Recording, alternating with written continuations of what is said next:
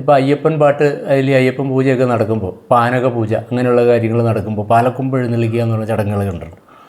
അപ്പോൾ അതിനകത്തൊക്കെ ആളുകൾ തുള്ളാറുണ്ട്.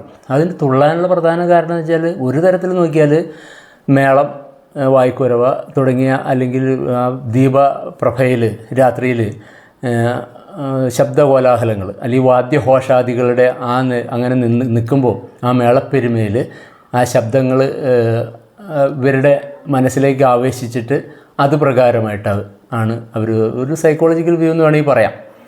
അങ്ങനെ തുള്ളാം. അതല്ലാതെ ഈ ദേവത ഇവരിലേക്ക് ആവേശിച്ചാലും തുള്ളാം. ഇപ്പോൾ സർപ്പം പാട്ട് നടക്കുമ്പോൾ ഇത് തന്നെയാണ് അവസ്ഥ. അപ്പോൾ സർപ്പദേവത ഇവരിലേക്ക് ആവേശിച്ചിട്ട് തുള്ളാം. അതല്ലെങ്കിൽ ഇതൊരു പ്രൊഫഷനായിട്ട് ചെയ്യുന്ന ആൾക്കാരുണ്ട്. ശരിക്കും ഇത് ദേവത ആവേശിച്ചാലാണ് നല്ല തുള്ളലൊക്കെ ഉള്ളൂ.